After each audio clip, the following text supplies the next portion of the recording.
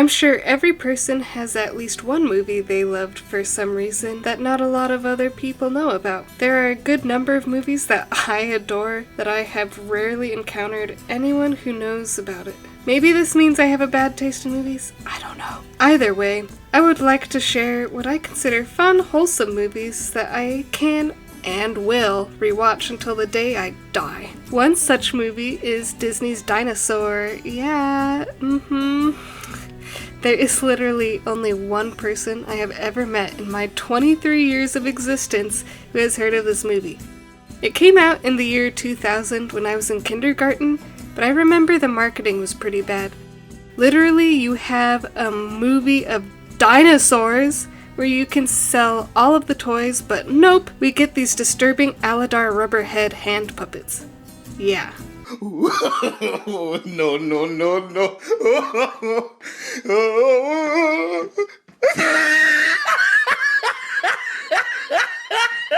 I remember in kindergarten we had a dinosaur unit where we made a dinosaur diorama. It was basically a green painted board with a blue lake in the middle and a bunch of plastic dino models we brought in. I know, pretty awesome, right? Well, one kid put an Aladar head in the lake, and because of the drastic difference in proportions, it looked like a freaking Cthulhu head erupting from the water like a Godzilla monstrosity.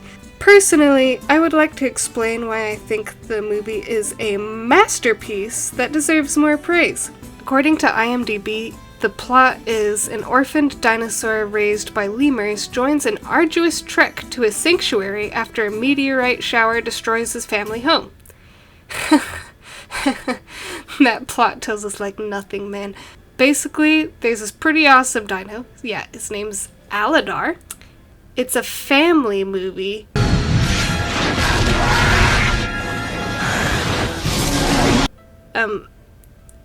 A family movie.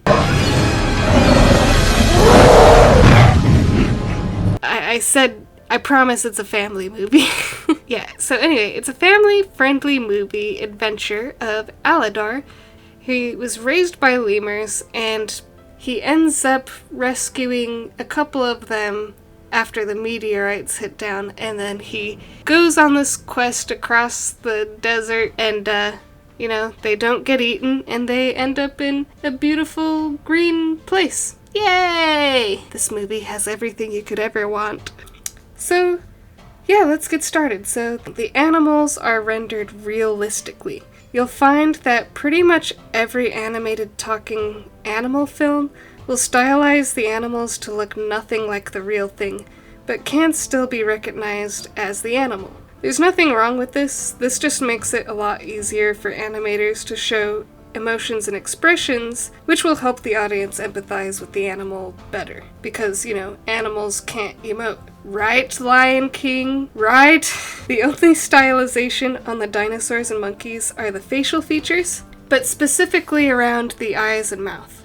Other than that, everything else looked and moved like real animals. I never had a problem understanding what the animals feel in this movie, but because we are conditioned to the other types of animation, I can kinda see how it might be off-putting.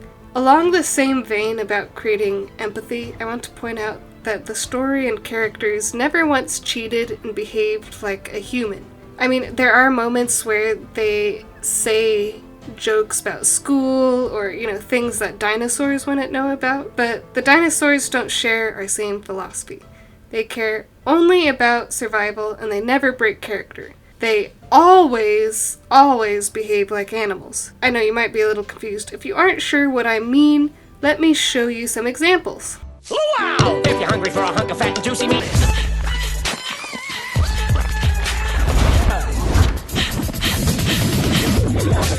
Look at that guy. Is he a beauty or what?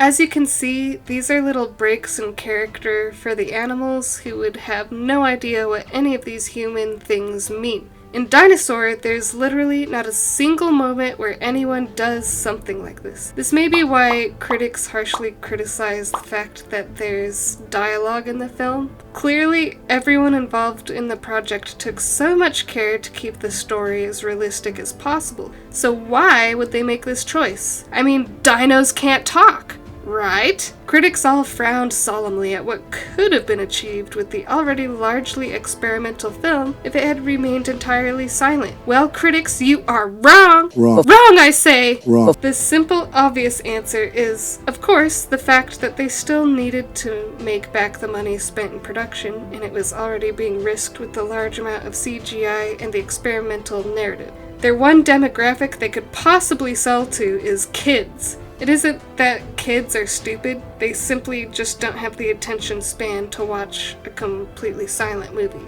Not that they couldn't, but you know. Dialogue helps break up the feeling of a scene and directs the attention. Now, let me explain that the beauty of this gift to mankind of a movie is that the dialogue doesn't talk down to you. It doesn't tell us what we already know. In further defense of the dialogue, I have to say that there are points we would never understand what the ever-loving duck was going on without the help of dinosaurs sharing their thoughts. For instance, there's a point where Aladar and the herd make it to where there's supposed to be a watering hole. By now, we've seen them traveling for days, maybe even weeks, underneath the blistering sun. Unfortunately, all the water has dried up. We get this info from a few panicked lines about the water being gone, and further conversation helps us see that the leader, Cronus? I can never remember this dude's name. He's telling everyone to keep going, and that's why all the dinosaurs are upset. Don't you try telling me that we could understand the full gravity of that from visuals alone.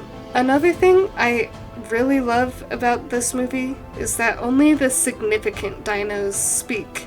And the lemurs, of course. All the background ones and the predators remain dumb, as in they don't speak. Now, this is kind of a typical thing for a lot of movies following talking animals. You know, like in Tarzan, the leopard Sabor doesn't talk, and that's just to make him scarier and more intimidating. I like that also the good dinosaurs don't...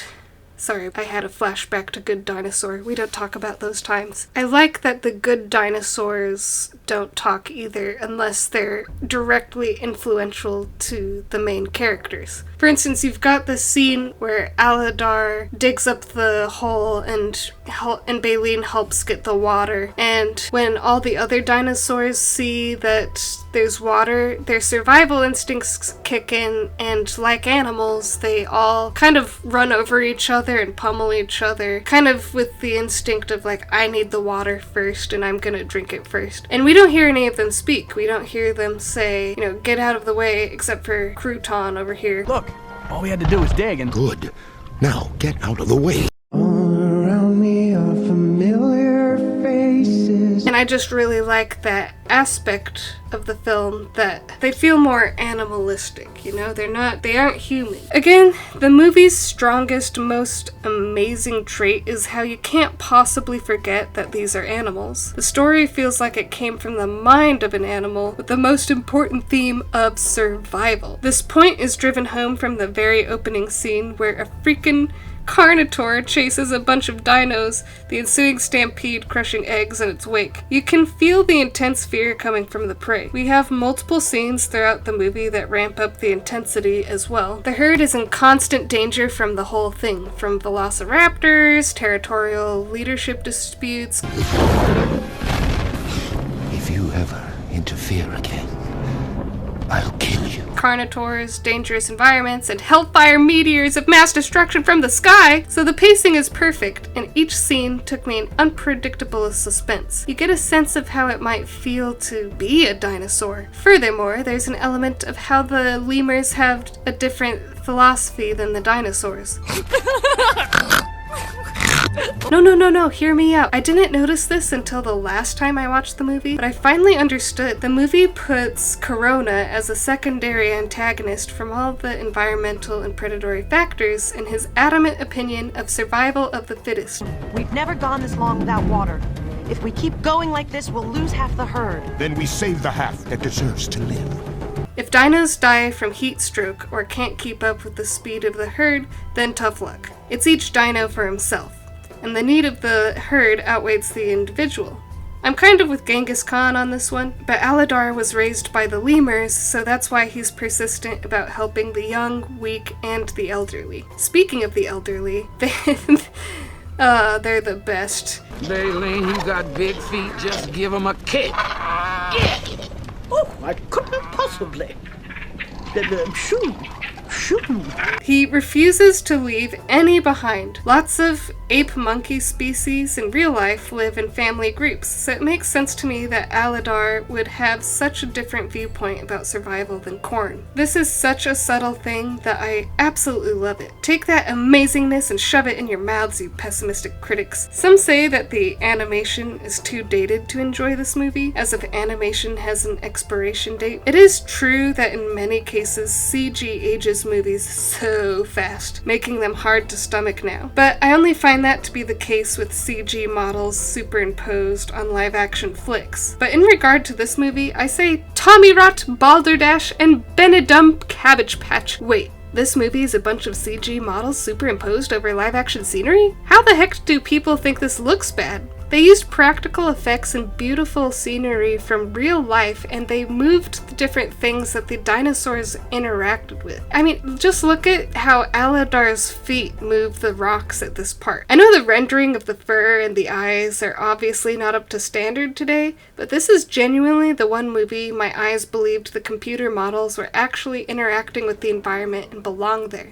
This may be an unpopular opinion, but even excellently rendered CG models always looked flat to me. They don't ever feel like they are actually there, which is why I prefer practical effects over digital. Yet, somehow these film geniuses managed to make me believe that these creatures belong in these environments. Still not convinced that this movie's quality is worthy of the gods smiling their blessings upon it? Well, look no further than... Drumroll, please. The love monkey. Yeah, Zinni. No teeth? What's he gonna do? Gum us to death? Critics hated Zinni, saying he was a lowbrow attempt at humor as a slapped-on sidekick. I always did like big girls! I totally understand when people don't like the comedic sidekicks, but usually I only find them to be a problem if they have a ton of overbearing screen time. I personally don't think Zinni is annoying, and I think they balanced out his craziness with plenty of characters, like Cowabunga. And I really like that there's an element about the harsh truth of natural selection. All you have to do is look at him to see that something is messed up with his genes, let alone his crazy behavior. It's so heartbreaking to see him at the mating ritual, trying to find someone who will take him, but no one does. No one is going to select the physically defective monkey. Of course, they throw this out the window so Zinni can have a happy ending with, a harem of lemurs, but I'm okay with that. I think it's really cool that natural selection is brought in to tie in with the theme of survival. I mentioned this already, but gosh, the action scenes are so thrilling. They're fantastic because they're gritty and natural and intense, but it's still appropriate for kids. And me, yes, and me. This movie does not shy away from the ripping claws or teeth. Heck, we even see corpses sometimes. Goodbye, clone! Oh, and spoilers. Yeah, sorry about that. Additionally, the movie's soundtrack is on point. If you don't watch this later, at least listen to the soundtrack. Now, here's where I have to admit the faults of this practically flawless movie. First of all, let's talk about Aladar. Aladar doesn't really have an arc where he makes a change about himself. I think there's a slight change in him when he realizes two things. One, he doesn't have to do things alone. To be a leader, he learns he needs to work together with others. Two, he realizes he has to be strong and stand by his beliefs, even if it makes dinos like Casanova mad. This happens when he loses his temper when the main characters all get trapped in a cave and Baleen gives him a talking to. But this is so subtle, and again, there isn't really a change in Aladar except to strengthen his resolve. Now, there aren't a lot of movies where the character doesn't have a big arc, but it can be done quite well.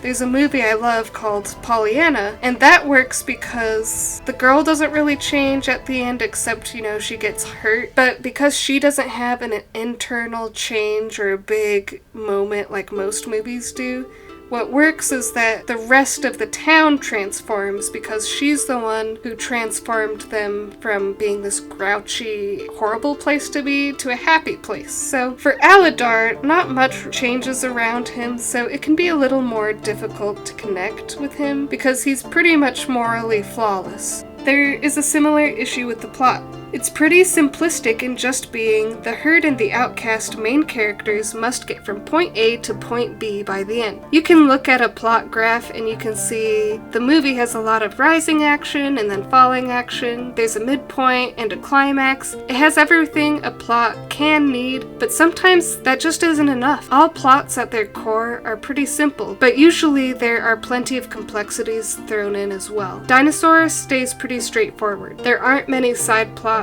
and they are brief, and all essentially tie into the main one, and thus can barely be called side plots. You've got the predators chasing the herd, the elderly dinos struggling to keep up, the power struggle with Kelly, Aladar's attraction to Nira, and the lemurs who lost their home to the meteor shower. Yeah, that's pretty simplistic, but you know what? I'm going to be the one to tell you that the fault, which is a fault storytelling-wise, is actually a strength. Once again, I have to stress that filmmakers didn't hold back any punches when making this experimental film as realistic as possible. The story is simple because they're dinos, dang it! They are animals! They aren't as complex as humans are, and I think our brains crave a bit more, which is why as we grow up we stop watching shows geared towards young kids. They are written simplistically because that's what little kids can process. An animal is not going to have a complex adventure. So I take that back. The simplicity isn't actually a fault because it ties into the meticulous work this film did to make this feel like we're watching dinosaurs. So all in all, I believe this to be a gem of a movie, and it's a shame it's simply become that forgotten VHS covered in dust at your grandma's house. If you haven't seen this, I strongly encourage you to check it out and see what you think. I can understand why it isn't timeless and why it didn't really stick with people, but I think that's a shame because it certainly deserved to be remembered. That's all I have to say about Dinosaur, so I just want to thank you for joining me on this adventure, but now it's time for you to find your own. That, children, is what's known as a Jerkosaurus. And with that, the ice is broken.